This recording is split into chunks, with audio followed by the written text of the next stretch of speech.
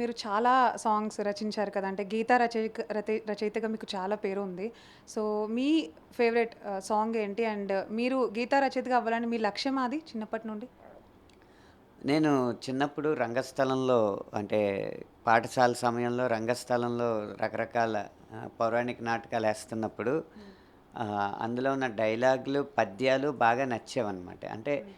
ఇక్కడ నటించే వాడిది ఎంత గొప్పతనమో ఆ నటుడి చేత ఈ మాటలు, ఈ పద్యాలు చెప్పించే రచయితది ఇంకా గొప్పతనం కదా అనిపించి, ఎగ్జాక్ట్‌లీ. అప్పుడు రచన వైపు మరలడం జరిగింది. హ్మ్. అయితే మాటలు అంతగా నన్ను ఆకర్షించలేదు. పద్యాలు బాగా ఆకర్షించినా, అది ప్రజలకి దూరమైన భాషలో ఉంటాయి గాబట్టి, పద్యాలు నేను చదువుకుంటూ వాటిని ఆస్వాదిస్తూనే, ఈ మాటకి, పద్యానికి మధ్య ఆ పాట అనేది సరైన వారధి అనిపించింది నాకు. హ్మ్. అప్పటినుంచి అంటే నా 11వ ఏట నుంచి కూడా అలా పాటలు రాయడం మొదలుపెట్టాను.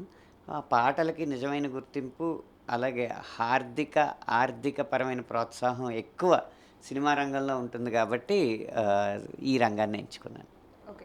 సో, ఇప్పుడు మన తెలుగు సాహిత్యానికి ఆస్కార్ రేంజ్ అవార్డొచ్చిందంటే చాలా గొప్ప విషయం అది. మన ఇండియా వైడ్‌గా. సో, దాని గురించి మీరేం చెప్తారు? ఖచ్చితంగా తెలుగు సాహిత్యాన్ని, తెలుగు సంగీతాన్ని ఆస్కార్ శిఖరం మీద నిలబెట్టిన చంద్రుడు, సూర్యుడు మన చంద్రబోస్ గారు, కీరవాణి గారు. ఎగ్జాక్ట్‌లీ. వారు ఒక శిఖరాన్ని అక్కడ అధిరోహించి, తమ తర్వాత ఈ పరిశ్రమలోకొచ్చిన వారందరికీ కూడా ఒక లక్ష్యాన్ని నిర్దేశించారు. ఆ లక్ష్యం వైపు తర్వాత తరం మేమంతా కూడా ప్రయాణించడానికి మా ప్రయత్నం మేము చేస్తాం. ఓకే. అండ్ ఇంకా మీరు ఈ మధ్య చాలా యాక్టివ్‌గా ఉంటున్నారు సార్. డాన్సులు, పాటలు ఏమైనా కారణం ఉందా మీ మార్పుకి? అదేం లేదండి. నేను కెమెరా వెనక ఎప్పుడూ అలాగే ఉంటాను. అయితే ఇప్పుడు ఏమైందంటే ముఖ్యంగా దృశ్య మాధ్యమాలు ఎక్కువ అవ్వడం వల్ల ఓకే. మనకున్న ఒక ప్రజ్ఞని ఆ దృశ్య మాధ్యమం ద్వారానే చూపించగలం. అంటే మనం పాటల రచయితగా తెలియాలన్నా అందరికీ ముందు మన మొఖం తెలియాలనమాట. ఇప్పుడు ఈ రీల్స్ ట్రెండ్‌లో ఏమవుతుందంటే ఎవరైతే ఎక్కువ చలాకీగా, చురుగ్గా ఉంటున్నారో వారి వైపు ఎక్కువ అటెన్షన్ వస్తుందండి. ఆ ఇదిని ఇప్పటి కాలానికి అనుగుణంగా నేను అలా మారడం జరిగింది. ఇంకోటేంటంటే మళ్ళీ నాకేదో చిన్నప్పటి నుంచి డాన్స్ వచ్చని గానీ అదేమీ లేదు. నిజంగా నేను డాన్స్ అనే పరీక్షలో 100 మార్కులు పెడితే నాకు -50 మార్కులొస్తాయి. అందులో డౌట్ అయ్యో! లేదు.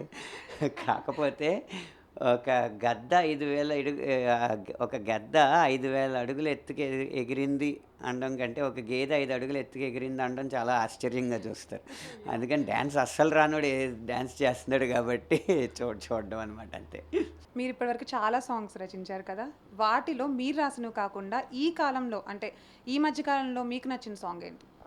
నాకు 'అలవైకుంఠపురంలో సామాజవర్గం' అన్న పాట ఇష్టం అనమాట. ఒక్కసారి మా కోసం. నీ కళ్ళని పట్టుకు వదలనన్నవి చూడే నా కళ్ళు ఆ చూపుల నట్ట తొక్కుకు వెళ్ళకు దయలేదా అసలు నీ కళ్ళకు కావాలి కాస్తాయి కాటుకల నా కలలు అవి నులుముతుంటే ఎర్రగ కంది చిందేనే సెగలు నీ ఊపిరి గాలికి ఉయ్యాలలుగుతూ ఉంటే ముంగురులు అవి తిట్టేస్తే ఎలా నిట్టూర్చవటే నిష్ఠురపు విలవిలలు సామజవర గమన నిన్ను చూసి ఆగగలనా మనసు మీద వయసుకున్న అదుపు చెప్పతగునా. వావ్! Super sir. మీరు రచయితే కాదు సింగర్‌గా కూడా మీరు రాణిస్తారనమాట అయితే. సింగర్‌లందరూ మళ్ళీ అఫెన్స్ అవుతారు మీరు ఈ మాట అంటే. Okay. So, final question sir. మాలాగా అంటే మీలాగా ఇన్‌స్పిరేషన్ ఉన్న వాళ్ళకి, మీలా అవ్వాలి అనుకునే వాళ్ళకి, పాటల రచయిత అవ్వాలనుకునే వాళ్ళకి కానీ, సింగర్స్‌కి కానివ్వండి, మీరిచ్చే బెస్ట్ సలహా ఏంటి? అంటే బెస్ట్ టిప్? హ్మ్. సహనంతో ఎదురు చూడడం ముందు. హ్మ్. ఒక డాక్టర్ అవ్వాలంటే 4.5 సంవత్సరాలు పట్టొచ్చు. హ్మ్. ఒక ఇంజినీర్ అవ్వాలంటే 4 సంవత్సరాలు పట్టొచ్చు. హ్మ్. అలా ఒక సంగీతం నేర్చుకోవాలన్నా 6, 7 సంవత్సరాలు హ్మ్. పూర్తిగా సాధన చేస్తే అవుతుంది. హ్మ్.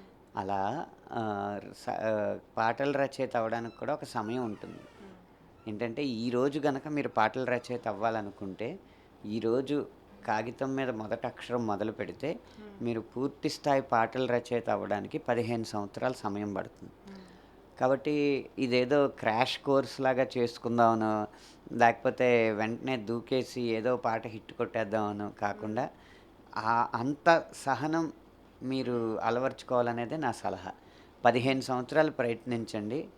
ఏ నేపథ్యంలో పుట్టిన వారైనా, మీకు జీవితంలో ఏ ఆర్థిక స్థితిగతులున్నా, మీరు 15 సంవత్సరాల్లో పాటల రచయిత ఖచ్చితంగా అవ్వగలరు. ఇదేదో పుట్టుకతో రావాల్సిన అద్భుతం ఏం కాదు. ఇది కూడా సాధన చేస్తే వచ్చేదే. Right sir. Thank you so much. మా ఆడియన్స్‌కి ఇంకా మీలాగా మిమ్మల్ని ఇన్స్పిరేషన్ తీసుకున్న వాళ్ళందరికీ మీరు చాలా మంచి విషయాలు తెలియజేశారు. సో యెస్, చూసారుగా మన బ్యూటిఫుల్ జడ్జ్ అనంత శ్రీరామ్ గారు ఆయన భావాల్లో తెలుసుకున్న విషయాలు. నెక్స్ట్ టైం మరో గెస్ట్‌తో కలుద్దాం. So sir, all the best for your team and for you two.